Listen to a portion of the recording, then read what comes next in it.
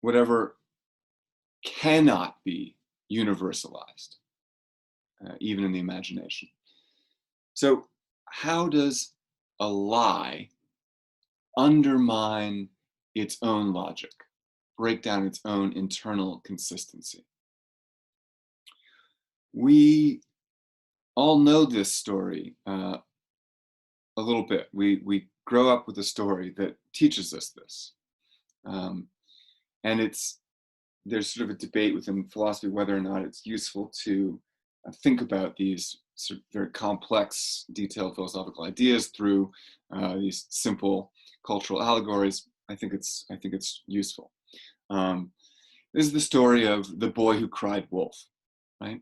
What happens in the story of the boy who cried wolf, right? The boy says, "I've seen a wolf," and all of the parents go out searching for the wolf. The boy doesn't actually see the wolf. The boy goes out in the woods again, sees no wolf.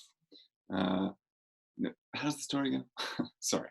The boy says a wolf comes into his bedroom, and there is no wolf, right? But he tells his parents there's a wolf. The parents freak out. They go on a hunt for the wolf. There is no wolf. The boy continues to tell this lie. There is no wolf. He tells the parents there is a wolf. The parents go and act as if there is a wolf. And then there actually is a wolf, and the boy goes and tells the parents that there is a wolf, but they no longer believe him. Right? So the boy who cried wolf is a story about how lying breaks down its own capacity to function. Right? The act of lying structurally, rationally, cannot be universalized. Why not? Because if everyone lied all the time in every situation, it would become impossible to lie. It would no longer be possible to lie, right? In order for a lie to work, you have to assume, everyone has to assume that in general, people are telling the truth. In order to get away with a lie, people have to assume that you're telling the truth. If everyone lied all the time, then everyone would assume you're lying and would not believe you. And therefore your lie wouldn't work. And so in this way, it is structurally impossible to universalize a lie. It would undermine the ability of the lie to function. And the same is true about truth-telling. Right? Truth-telling is universalizable. It is possible for all people in all situations to tell the truth at all times. And if everyone tells the truth at all times, the truth will only be reinforced. The truth will be consistent with itself. So lying is immoral and breaks a moral law because it undermines its own capacity. It is logically inconsistent with itself. Truth-telling is the moral law because when it's universalized, first of all, it can be universalized. And when it's universalized, it supports itself, it reinforces itself, it grows in strength. So that's what the best example of what Kant means by universalizable. To, let's reiterate this confusing phrase, to act in such a way that I couldn't also, never to act in such a way that I couldn't also will that the maximum on which I act should be a universal law. When I tell the truth, I'm able to will that the act I'm doing could be universalized. When I will myself to lie, I'm unable to will that that act could be universalized.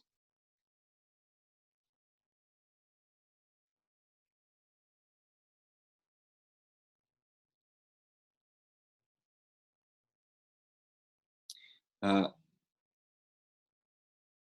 Now, this example of truth telling as uh, an instance of the moral law, Kant is extremely severe about.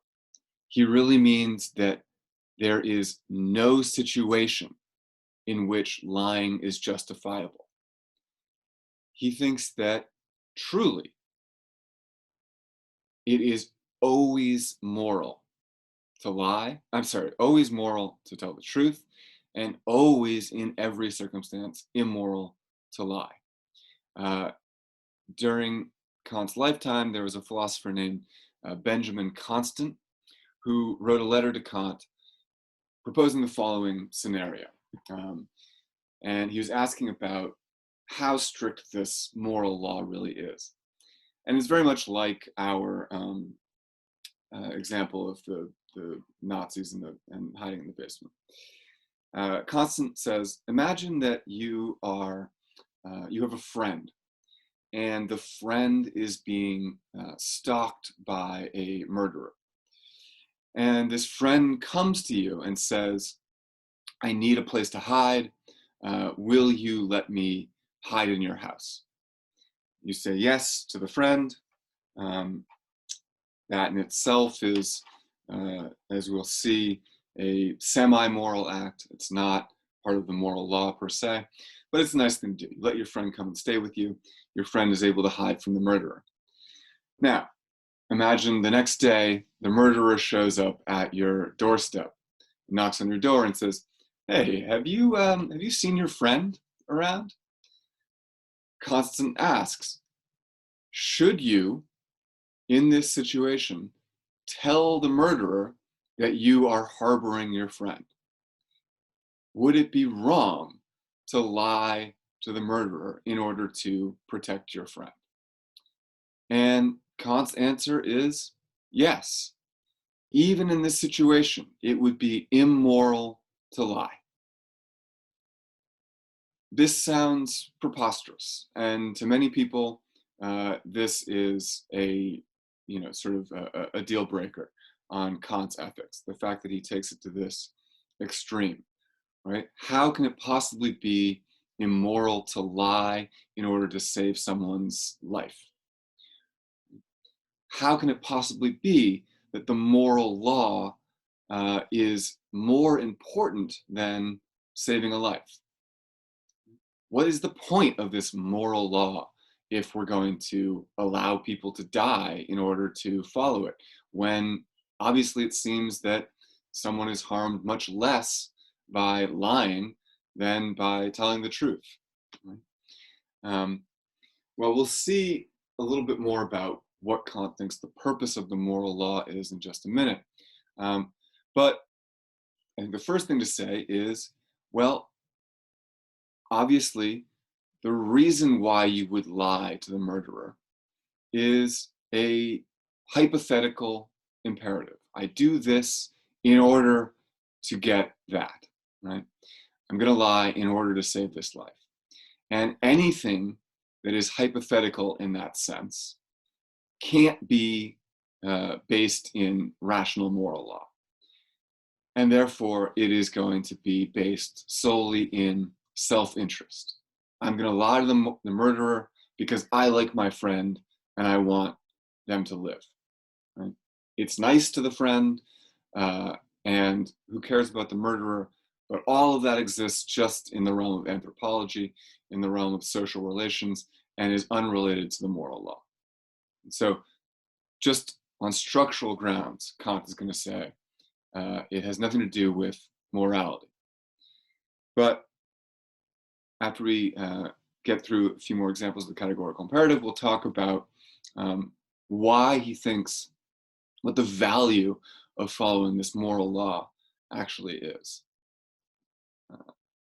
So what are other examples of a moral law, right? We've seen lying, of course. The other major example that he gives is about suicide. It is a moral law, he thinks, that you should not commit suicide. Now, again, this one seems a little bit more obvious, right? It would be impossible, of course, to will that every person in every situation would commit suicide. That's preposterous. But again, the question is it analytically self-evident from what suicide is that it is immoral? The question is not precisely, can we imagine universalizing it, but does reason dictate that it can or cannot be universalized?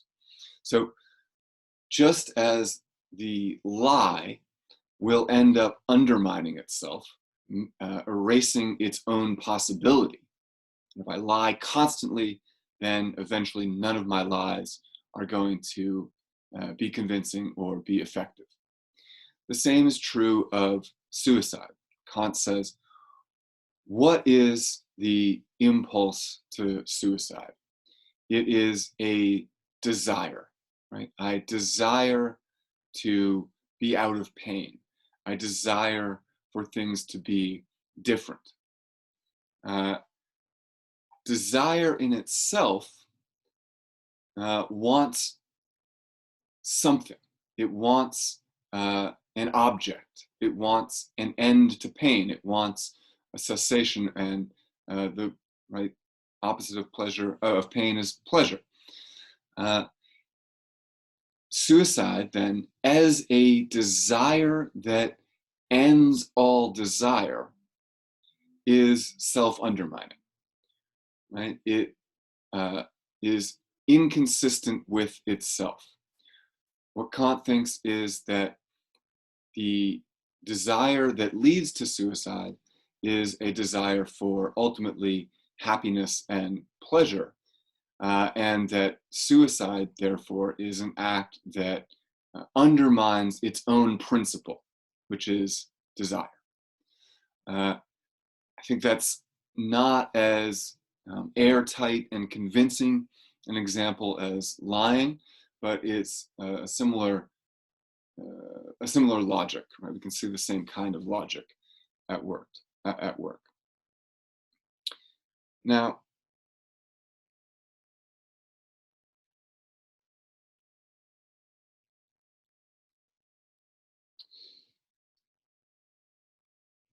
all right, so that is, and we should open up a discussion about the categorical imperative on Blackboard and these examples of lying and suicide. There's more to say about them, and I think they're interesting to discuss. But I want to talk about the other form of the categorical imperative. And it's in this second form that we see what Kant thinks is the ultimate value of the moral law. Right, so our first form of the categorical imperative is do what is universalizable. Right? Act on that maxim you would will to be a universal law. The second form of the categorical imperative comes on page 29.